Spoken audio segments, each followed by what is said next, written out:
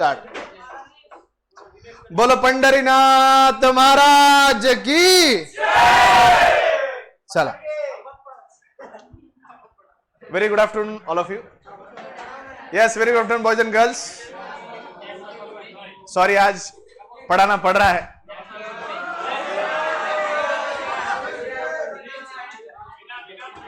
Syllabus आगे चलता चाहिए। ए, डोर लगा भाई साहब। सिलेबस आगे चलना चाहिए, थोड़ा थोड़ा पढ़ते रहेंगे। आज जो है पूरे डिस्कशन में हमारे टाइप्स ऑफ प्रेफरेंसेस कंप्लीट हो जाएंगे। अभी अपने पास जितना भी टाइम शेष है, it is more than sufficient to complete all the types of preference shares. In the last discussion we have started with discussing the features of preference shares. Okay, सबसे first and foremost we started learning with the chapter that is called as sources of finance. Under the sources of finance, we have been starting learning about the financing decision. The financing decision talks about the procurement of finance in the business. The financing decision talks about procurement of the finance in the business. The procurement of the finance is from two heads. What are the two major heads from where the source of the finance is being raised? One is borrowed capital, another is owned capital. Owned capital and borrowed capital. In the last few lectures, we started discussing about bus ho gaya. We have started discussing about owned capital. We all know there are two major sources for owned capital. One is share capital, another is retained earnings. Retained earnings is an option which is available. Retained earnings is an option which is available only to an existing profit-making company. Retained earning option is not available to a newly established business. For a newly established business, there is only one source of owned capital, that is share capital. That is called as equity capital and preference capital. That is called as equity capital and preference capital. Okay, so we started discussing about preference capital. The difference between equity shares and preference shares has also been discussed. What are preference shares? Preference shares are those shares which enjoy preferential right over the equity shareholder. There are two preferential right which the preference shares have over the equity shares. That is, first point we have is preferential at the time of payment of dividend, and second, preference at the time of repayment of the capital in case of winding up of the company. I have discussed the repayment of the capital. I have also discussed the distribution of the profit. Yes or no? Does anyone have any sort of doubt? In the last session, we have started discussing about the various features of preference shares. Does anyone have any doubt in the preference shares features? क्या किसी को preference shares के features में कोई doubt है क्या? नहीं। चलिए, तो आज मैं आगे का पार्ट पढ़ाती, तुम सुनती, मजा आती। क्या है पार्ट होती? Types of preference shares. अगर हम यहाँ पे देखती तो पूरा समझ में आती कि 12 पॉइंट होती। कितनी पॉइंट होती? 12 तरह के प्रेफरेंस शेयर्स होती। मैं आज पूरे के पूरे 12 तुमको समझाती, तुमको समझती, तुम सिर्फ थोड़ा ध्यान देती।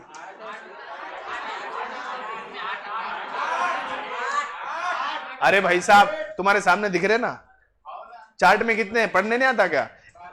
1 2 3 4 5 6 7 8 9 10 11 12 कितने हुए?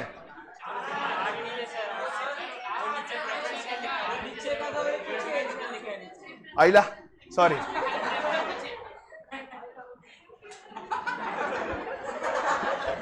कितना कंसंट्रेशन होती नहीं मेरा, फुल कंसंट्रेशन होती। आज बहुत भटक जाती, मैं बहुत भटक जाती, आज ध्यान नहीं लगती। नहीं, आज मेरा बहुत ध्यान होती, बहुत ध्यान होती। आज कितना होती? चलो भाई साहब, अरे सुन लो मेरी बात, चलो। अरे भाई साहब, 8 टाइप होती, पूरे की पूरे 8 टाइप पढ़ाती तुम।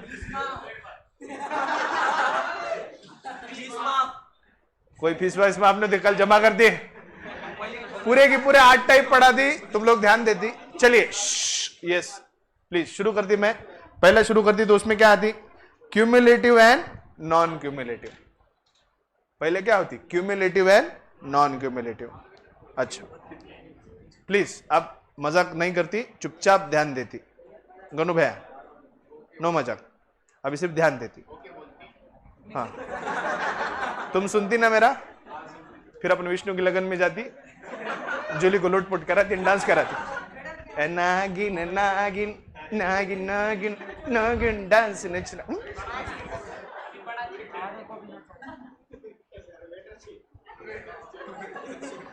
वेटर को नचा।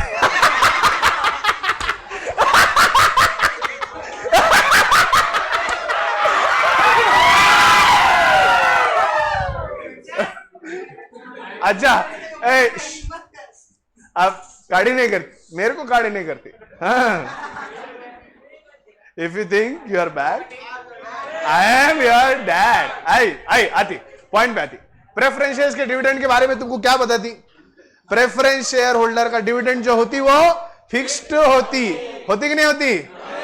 प्रेफरेंस शेयर होल्डर का जो डिविडेंड होती वो फिक्स्ड होती, लेकिन ये फिक्स्ड डिविडेंड जो होती ये हम कब पे करती? गिरी, कब पे करती? जब प्रॉफिट होती तभी पे करती। अरे मैं पीछे वाले गिरी को पूछती, मैं फुल टिकट पूछती, तुम हाफ टिकट देती, ऐसे कैसे होती? फुल टिकट में हाफ टिकट कैसे एडजस्ट होती? मैं बोलती ना, मैं बहुत हंसाती, तुम शांत तो सुनती। देखो भाई, प्रेफरेंस डिविडेंड जो होती, प्रेफरेंस डिविडेंड जो होती है फिक्स्ड होती। प्रेफरेंस डिविडेंड जो होती वो फिक्स्ड होती। वो आया था ना उसमें,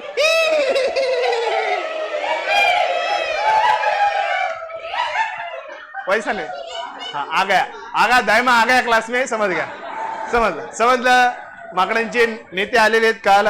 हाँ, वानर सेना के अध्यक्ष दायमा जी का पदार्पण हो चुका है, समझ चुका है। आओ शुरू। अरे भाई, प्रेफरेंस शेयर्स का डिविडेंड होती कैसा होती? फिक्स्ड होती ना। अब लेकिन ये जो फिक्स्ड डिविडेंड होती ना रिया जी, तुम गॉसिप बाद में करती। फिक्स्ड डिविडेंड जो होती, ये फिक्स्ड डिविडेंड जो होती ना, ये पे कब करती? जब प्रॉफिट होती। जब कंपनी में प्रॉफिट होती तभी कंपनी कंपल्सरीली प्रेफरेंस डिविडेंड जो फिक्स्ड होती वो पे करती। ए बाइको ऐक की,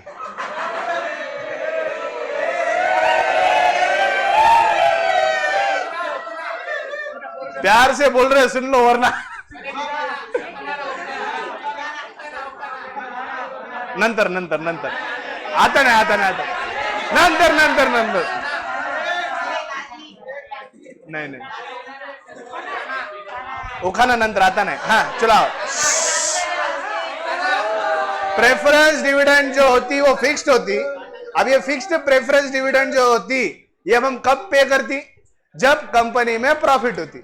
जब कंपनी में प्रॉफिट होती तो ही हम डिविडेंड पे करती। लेकिन अगर कंपनी में लॉस होती तो लॉस के केस में हम प्रेफरेंस डिविडेंड पे नहीं करती। क्यों नहीं करती भाई? क्योंकि ये ओन्ड कैपिटल होती। लेकिन जब हम बोरोड कैपिटल की बात करती तो बोरोड कैपिटल में इंटरेस्ट होती। कंपनी चाहे प्रॉफिट में होती या लॉस में होती, फर्क नहीं पड़ती, कंपनी को इंटरेस्ट देनी पड़ती ना? देनी पड़ती कि नहीं पड़ती? पड़ती देनी पड़ती। कंपनी प्रॉफिट में होती, लॉस में होती, कुछ फर्क नहीं पड़ती। लेकिन कंपनी अगर बोरोड कैपिटल लेती तो उसके ऊपर इंटरेस्ट कंपलसरी देनी पड़ती। लेकिन जब हम प्रेफरेंस डिविडेंड की बात करती वो फिक्स्ड होती। वो फिक्स्ड डिविडेंड हम कब देती? जब कंपनी प्रॉफिट में आती। अगर कंपनी लॉस में होती तो नहीं देती। अगर कंपनी लॉस में होती तो नहीं देती। ये कंसेप्ट क्लियर होती क्या सबको? प्रेफरेंस डिविडेंड फिक्स्ड होती, प्रेफरेंस डिविडेंड फिक्स्ड होती। ये फिक्स्ड डिविडेंड हम कब पे करती? जब कंपनी प्रॉफिट में होती। किरण समझती कि नहीं समझती? लेकिन जब कंपनी लॉस में होती तब हम कंपनी का फिक्स्ड डिविडेंड नहीं पे करती। ये बात डिविडेंड को लेकर क्लियर है। अब इसी के बेसिस पे, डिविडेंड के बेसिस पे, डिविडेंड के पेमेंट के बेसिस पे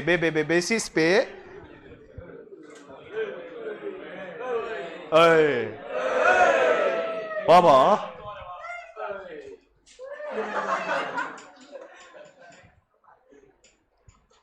सुनती मेरी बात? डिविडेंड पेमेंट के बेसिस पे, डिविडेंड पेमेंट के बेसिस पे मैं हमेशा सुनती, तुम भी मेरा कभी तो भी सुनती। तो डिविडेंड बेसिस के ऊपर दो तरह के टाइप होती। एक टाइप होती क्यूम्युलेटिव प्रेफरेंस शेयर्स। मेरा इंग्लिश कच्चा होती। दूसरा होती नॉन क्यूम्युलेटिव प्रेफरेंस शेयर। एक होती क्यूम्युलेटिव प्रेफरेंस शेयर्स, दूसरी होती non cumulative preference shares.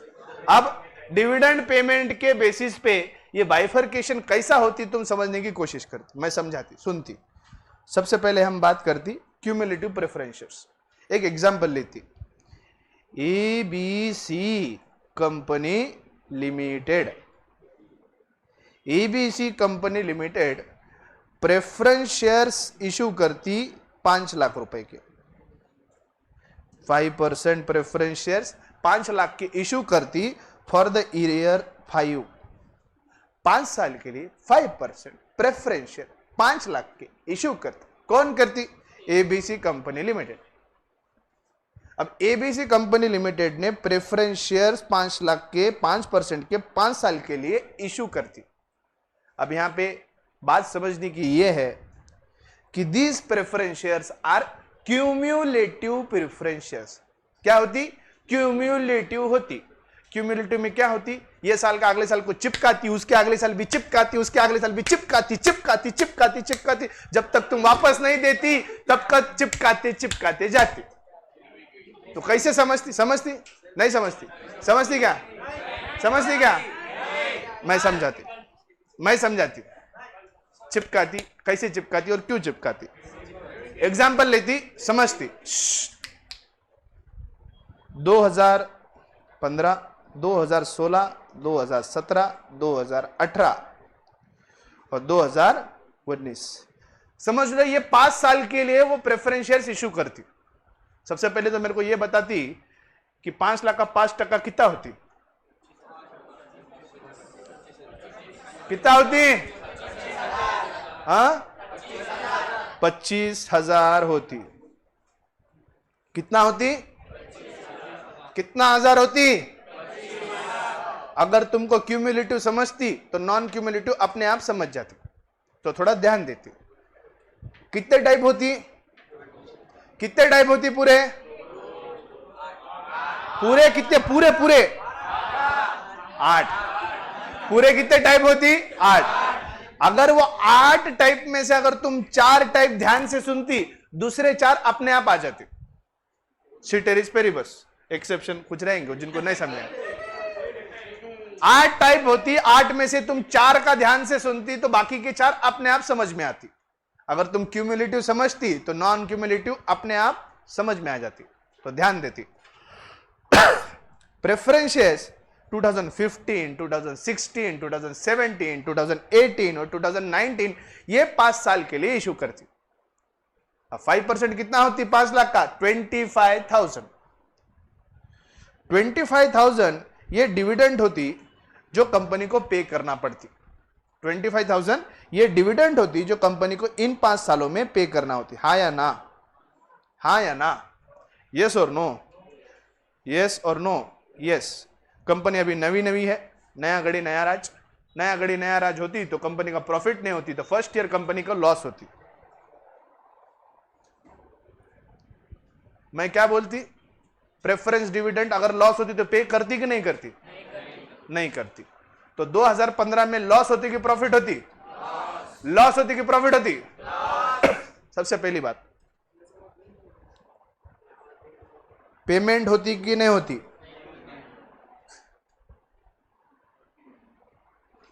No payment. Payment होती कि नहीं होती? पेमेंट होती कि नहीं होती? पेमेंट नहीं होती। पेमेंट नहीं होती। लेकिन अब यहां पे बात समझने की बात यह होती कि ये कौन से प्रकार के प्रेफरेंसेस होती। क्या ये क्यूमुलेटिव होती या नॉन क्यूमुलेटिव होती? जैसे अगर ये क्यूमुलेटिव होती तो इसका क्या इंपैक्ट होती, अगर ये नॉन क्यूमुलेटिव होती तो इसका क्या इंपैक्ट होती, मैं समझाती, तुम सुनती। सबसे पहले हम क्या बोलती? क्यूमुलेटिव समझते। अगर ये प्रेफरेंस शेयर्स क्यूमुलेटिव होती तो जितने साल का अनपेड डिविडेंड होती वो अगले साल कैरी फॉरवर्ड होती। क्या बोलती मैं? ये साल का अगले साल को चिपकाती। समझती?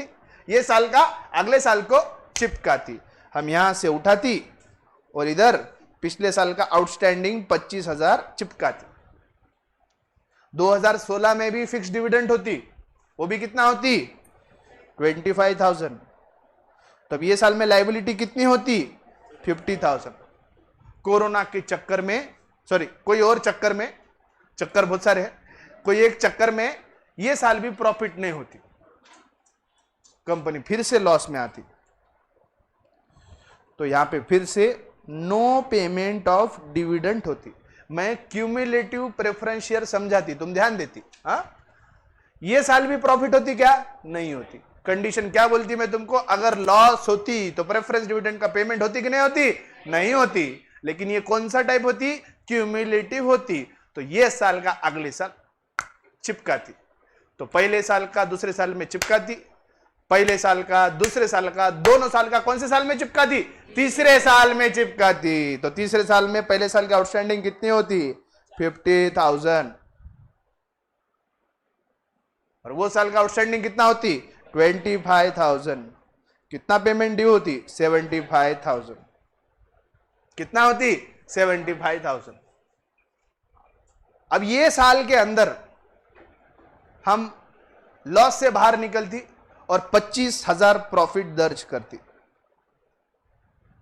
तो पेमेंट ऑफ डिविडेंड कितना होती? इंटरेस्ट पेमेंट के बाद, टैक्स पेमेंट के बाद कंपनी के पास 25,000 का प्रॉफिट रहती जो डिविडेंड के लिए दे सकती। तो पहले डिविडेंड किसको देती? इक्विटी को कि प्रेफरेंस को? उनकी आउटस्टैंडिंग कितनी होती? 75। सो 75 माइनस 25, 50। ये पीछे का बैलेंस अभी भी पेंडिंग रहती। अगले साल कंपनी फिर से लॉस में आती। तो पहले का लॉस कितना निकालती हम? पहले का पेंडिंग डिविडेंड 50,000 आती और ये साल का 25,000। तो पूरा कितना आती? 75,000। 75,000। और 2019 में विठ्ठल के कृपा से फुल प्रॉफिट होती। पांडुरंगा विठ्ठला जय हरी, विठ्ठल विठ्ठल विठ्ठल विठ्ठल। कृपा से फुल प्रॉफिट होती। हो, फुल प्रॉफिट होती। कंपनी 2 लाख रुपए कमाती। कंपनी इंटरेस्ट पेमेंट करने के बाद कंपनी के पास 2 लाख का प्रॉफिट होती।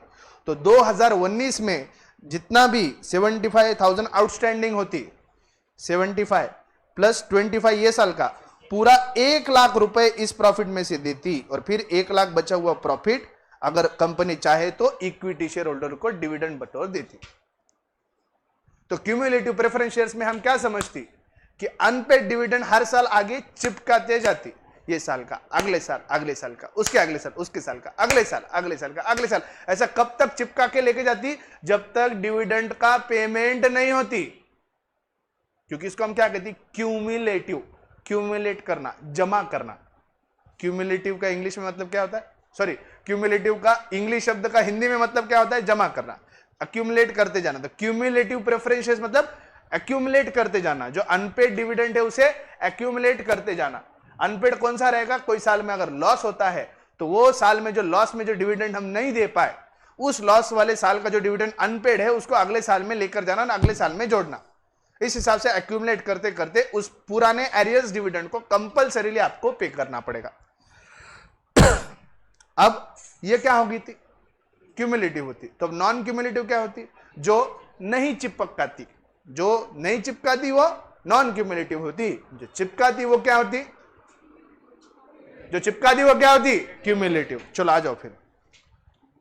अब मैं सिर्फ क्या बोलती उतना ध्यान देती। 2015, 2016, 2017, 2018 और 2019। ठीक है। अब इसमें बताओ कौन से साल में प्रॉफिट होती? 2017 में प्रॉफिट होती और 2019 में प्रॉफिट होती। यहां पे लॉस, यहां पे लॉस, यहां पे लॉस और यहां पे प्रॉफिट। क्या बोल रहा हूं मैं? अगर नॉन क्यूमुलेटिव होती तो ये साल का अनपेड डिविडेंड अगले साल नहीं चिपकाती। इसका मतलब क्या है? हर साल का डिविडेंड उसी साल में पे हो जाना चाहती। अगर नहीं होती तो वो बुड़ जाती। बुड़ुक, पानी में डुबकी मारती, बुड़ जाती, वैसे वो बुड़ जाती। समझती? समझती क्या?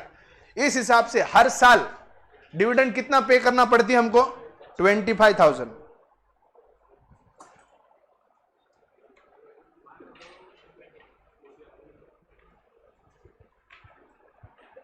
प्लीज ध्यान देती, कंसेप्ट बहुत आसान होती, तुम ध्यान देती, क्योंकि ये वी वी वी वी वी वी वी वी वी वी वी वी वी वी वेरी इंपॉर्टेंट होती, क्योंकि इसके ऊपर डिटेल आंसर आ सकती।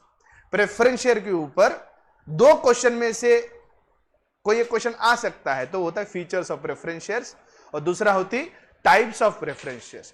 तो इसको 3 स्टार करके रखो, इस हेडिंग को भी, पहले वाली को तो 3 स्टार किया है, ये वाली हेडिंग को भी 3 स्टार करके रखो, ये भी 3 स्टार होती, मतलब इसके ऊपर फाइनल एग्जाम में डिटेल आंसर आने की पूर्ण संभावना होती, ध्यान देती।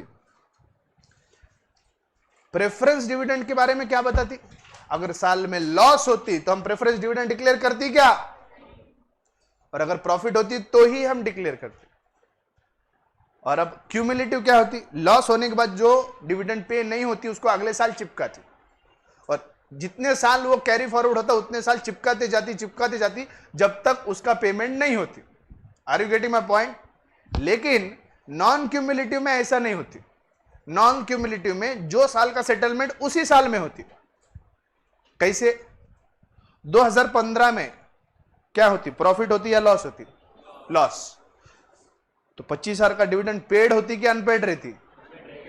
नो पेमेंट, पेमेंट नहीं करती, पैसा डूब जाती, डिविडेंड का पैसा डूब जाती, क्योंकि ये क्या है, नॉन क्यूमुलेटिव। समझ में आती क्या?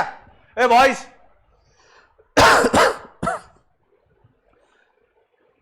2016 क्या है? लॉस। क्या है? लॉस। डिविडेंड पेमेंट होती कि नहीं होती? नहीं होती। और आगे कैरी फॉरवर्ड होती क्या? नहीं, ना पिछले साल का कैरी होती ना ये साल का कैरी होती। 2017 प्रॉफिट होती क्या? यस। तो यहां पे पेमेंट होती, लेकिन कितना होती? सिर्फ 25,000 का पेमेंट होती। पहले साल का अनपेड, पहले 2 साल का अनपेड डिविडेंड का पेमेंट नहीं होती, क्योंकि प्रेफरेंस शेयर्स कैसे होती? Non cumulative. समझ में आती? 2018 में फिर से लॉस होती, पेमेंट होती क्या? नहीं होती, नो पेमेंट। 2019 में फिर से प्रॉफिट होती, 2019 में फिर से प्रॉफिट होती, पेमेंट होती या नहीं होती? होती, क्योंकि कंपनी प्रॉफिट में होती तो प्रेफरेंस डिविडेंड कंपलसरी देना पड़ती, तो यहां पे भी पेमेंट होती। सो हमने क्या समझती कि अगर क्यूमुलेटिव प्रेफरेंस शेयर्स होती तो अनपेड डिविडेंड कोई साल रह जाती तो उसको एक्यूमुलेट करते जाती जब तक वो पे नहीं होती। और नॉन क्यूमुलेटिव प्रेफरेंस शेयर्स में अगर कोई साल लॉस की वजह से डिविडेंड अनपेड रह जाती तो वो जिंदगी भर रह जाती, वहीं डूब जाती और मर जाती। समझ में आती? समझ में आती क्या? जान चली जाती, समझ जाती? चलो हाँ पूछो। 5 साल के बाद और थोड़ा बाकी रहा, 25,000 बाकी रहा तो वो नेक्स्ट ईयर वापस देंगे 5 साल होने। इसका ये बोलती कि 5वें साल भी लॉस होती तो बैलेंस शीट में लायबिलिटी आपकी दिखती रहती, करंट लायबिलिटी। 5 साल के प्रेफरेंस शेयर्स होती, 5 साल के बाद भी अगर कोई प्रेफरेंस डिविडेंड क्यूमुलेटिव में ये जैसे बोलती, समझ लो 5 साल, तो 5 साल पूरे 5 साल लॉस होती कंपनी को, तो 5 साल में प्रॉफिट होती क्या? नहीं होती। तो पेमेंट होती क्या डिविडेंड की? नहीं होती। 5 साल का डिविडेंड कितना होती? 25,000 multiplied by 5 is equal to 1,25,000। तो 1,25,000 करंट लायबिलिटी में पेंडिंग दिखाती जब तक तुम पेमेंट नहीं करते। समझ में आती? वो आपकी कंपनी की करंट लायबिलिटी होती, लायबिलिटी देना पड़ती, लायबिलिटी देना पड़ती। रीपेमेंट ऑफ कैपिटल जब हम करती तो लायबिलिटी पहला देती, बोरोड कैपिटल से भी पहले लायबिलिटी चुकाती। समझ में आती क्या? 5 साल भी लॉस होती तो 5 साल के बाद भी अगर प्रॉफिट नहीं होती, 6ठे साल, 7वें साल, 8वें साल, 9वें साल, 10वें साल, 15वें साल, 25 साल बाद भी प्रॉफिट होती तो सबसे पहले प्रेफरेंस डिविडेंड का जितना पैसा वो पेंडिंग होती वो पहले चुकाती। समझ में आती? समझ में आती क्या? हाँ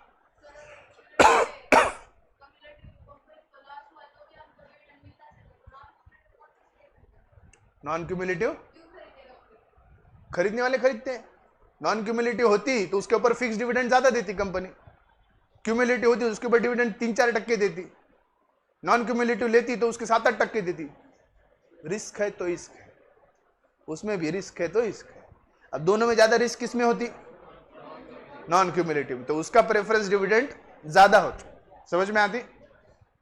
और यहां पे आगे एक पॉइंट समझाती मैं, इसके बाद जो नेक्स्ट पॉइंट समझाती ना, ध्यान दो, इसके बाद जो नेक्स्ट पॉइंट समझाती ना, that is participating and non participating.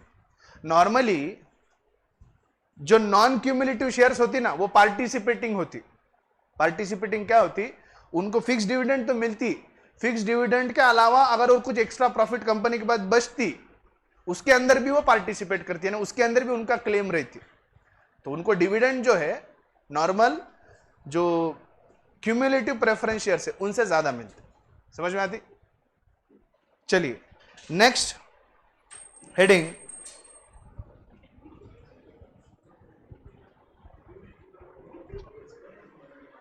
Next heading होती पार्टिसिपेटिंग प्रॉफिट के बेस पे, प्रॉफिट शेयरिंग। मैं क्या समझाती तुमको? प्रॉफिट में से सबसे पहले क्या जाती? इंटरेस्ट। इंटरेस्ट के बाद क्या जाती? टैक्स। टैक्स के बाद जो बचती उसके अंदर सबसे पहले क्या जाता? Preference dividend. प्रेफरेंस डिविडेंड सबसे पहले जाती। उसके बाद प्रॉफिट में से क्या जाती? Equity dividend. एक एग्जांपल समझते, कंपनी को 10 लाख रुपए का प्रॉफिट होती after interest and tax, after interest after tax. अब कंपनी को डिविडेंड कितना पे करना पड़ती? 5 लाख वाले एग्जांपल के मुताबिक 25,000। तब कंपनी के पास पैसा कितना बचती? 9.75 लाख। 9.75 लाख। पानी दे रहे?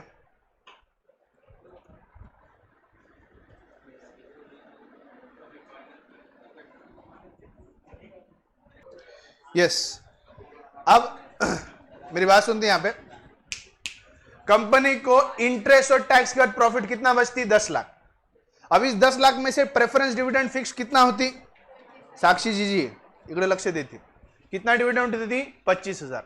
तब कंपनी के पास प्रॉफिट कितना बचती? 9.75 लाख। बोर्ड ऑफ डायरेक्टर्स निर्णय लेती, क्या लेती? कि इक्विटी शेयर होल्डर्स को डिविडेंड दे देती। इक्विटी शेयर होल्डर्स को डिविडेंड दे देती।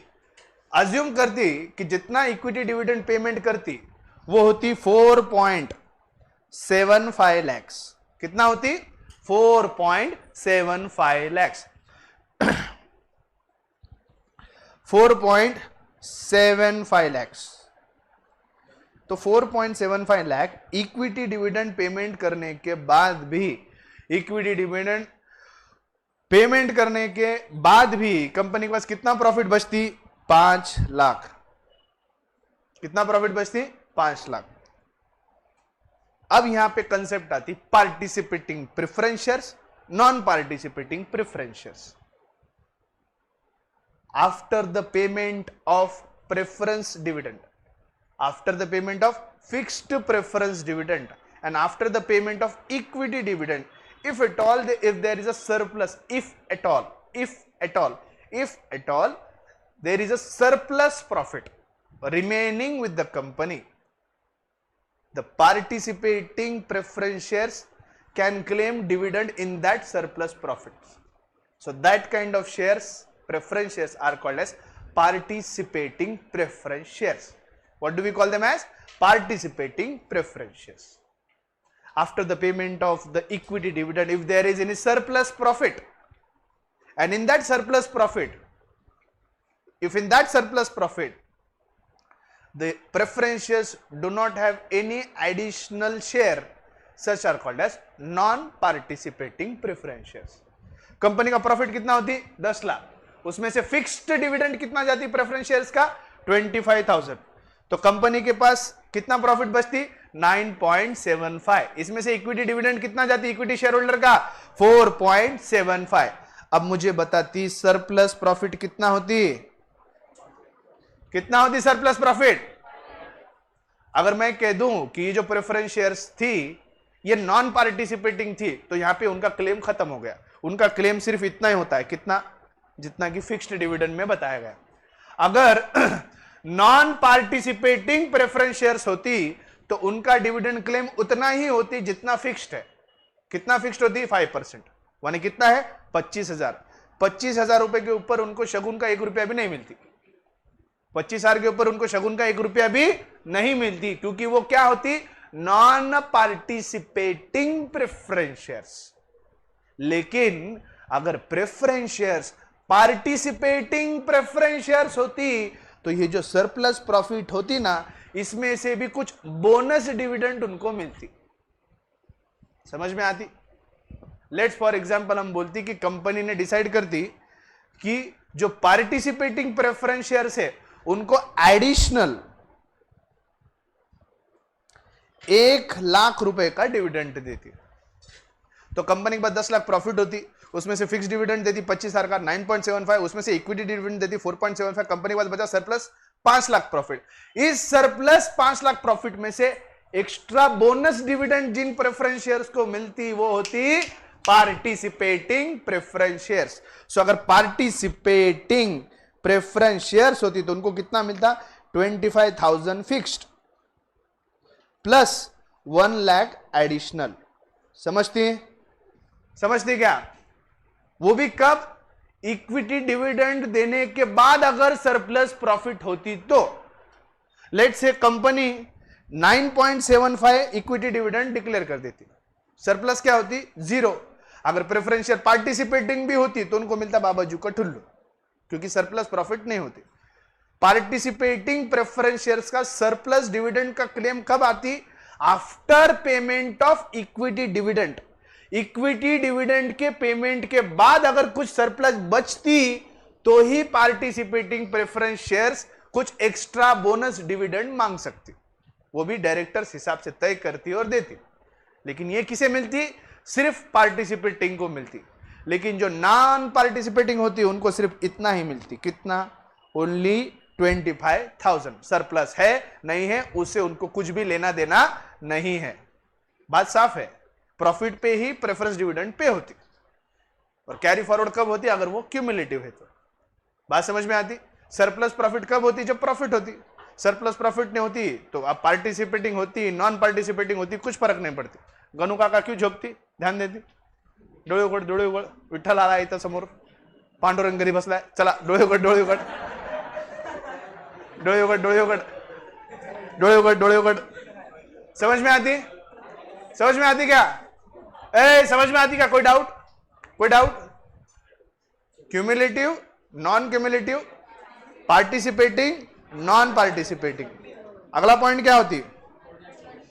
कन्वर्टिबल है नॉन। अगले जो टाइप है बहुत इजी होती इसलिए मैं समझाती, वरना मैं ऐसे नॉर्मली इतना कंसेप्ट पे नहीं भगाती।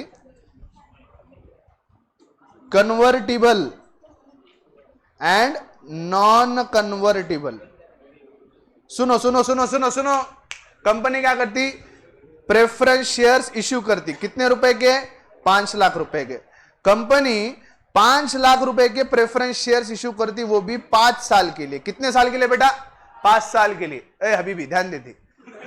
कंपनी जो है प्रेफरेंस शेयर्स 5 लाख के 5 साल के लिए इश्यू करती।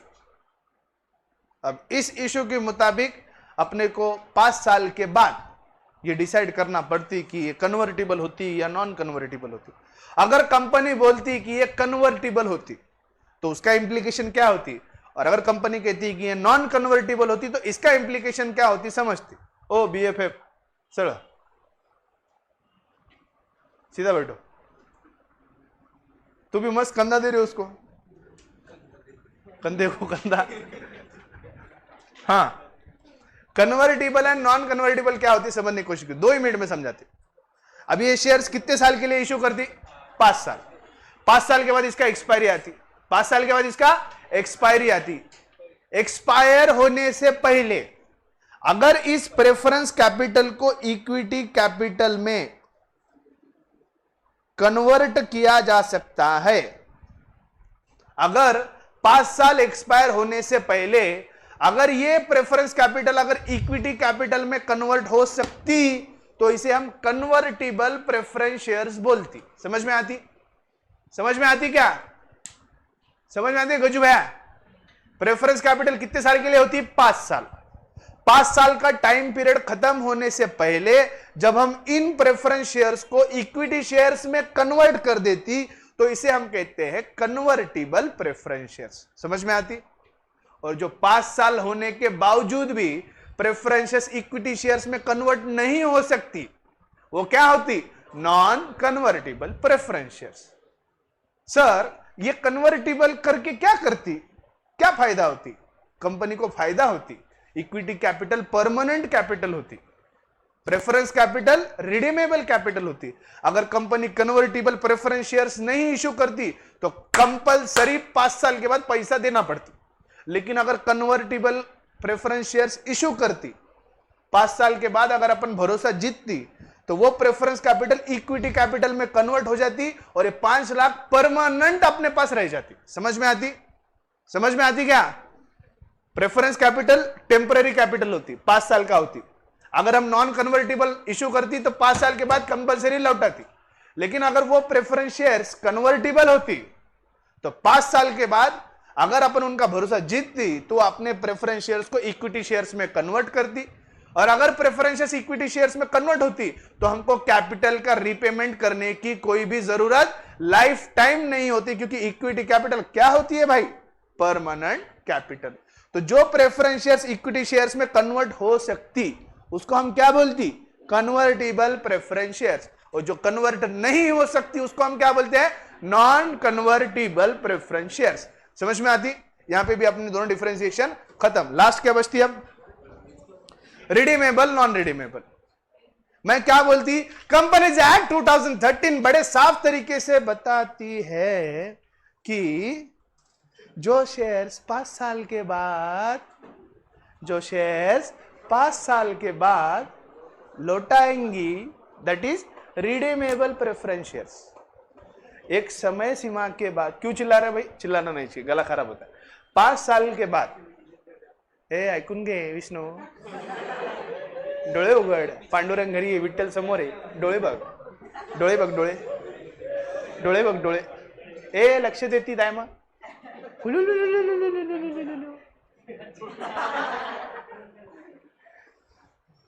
अब लास्ट टाइप रहती रिडीमेबल अनरिडीमेबल। रुकती 2 मिनट रुकती। बहुत घाई होती तुमको क्या? लगन लगाती क्या?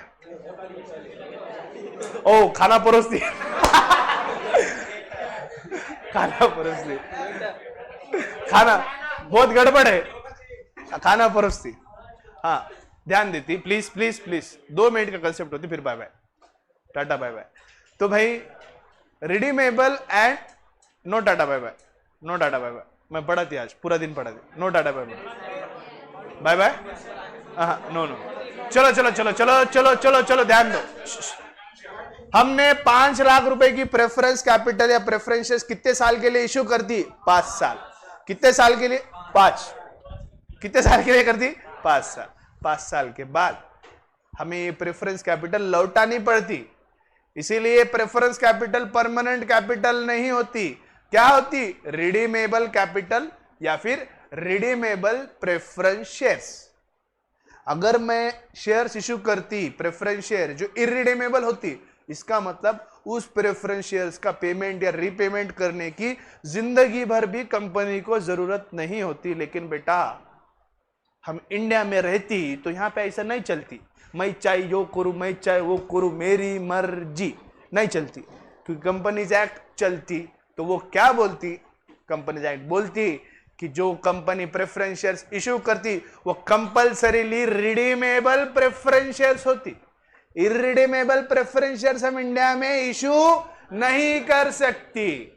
इरिडीमेबल प्रेफरेंस शेयर्स वो होती जिसका रीपेमेंट करने की जरूरत नहीं होती, लेकिन इंडिया में उसकी परमिशन नहीं होती। रिडीमेबल प्रेफरेंस शेयर्स वो होती जो टाइम एक्सपायरी के बाद रीपेमेंट करनी पड़ती, जो कंपनीज एक्ट अलाउ करती। यहां पे अपना टाइप खत्म होती। तो सबसे पहले 8 टाइप, 4 मेजर टाइप ध्यान रखती। क्यूमुलेटिव चिपकाती, नॉन क्यूमुलेटिव नहीं चिपकाती। दूसरा क्या है? Participating, non participating. Participating surplus profit में हिस्सा मांगती, नॉन पार्टिसिपेटिंग सरप्लस प्रॉफिट में हिस्सा नहीं मांगती। फिर इसके बाद कन्वर्टिबल, नॉन कन्वर्टिबल। जो प्रेफरेंस इक्विटी में कन्वर्ट होती कन्वर्टिबल, जो प्रेफरेंस इक्विटी में कन्वर्ट नहीं होती नॉन कन्वर्टिबल। जो प्रेफरेंस टाइम पीरियड के बाद पे करती रिडीमेबल, और जो टाइम पीरियड के बाद नहीं रिपे करती इरिडीमेबल, जो इंडिया में अलाउड नहीं होती। See you tomorrow, thank you, bye bye, take care.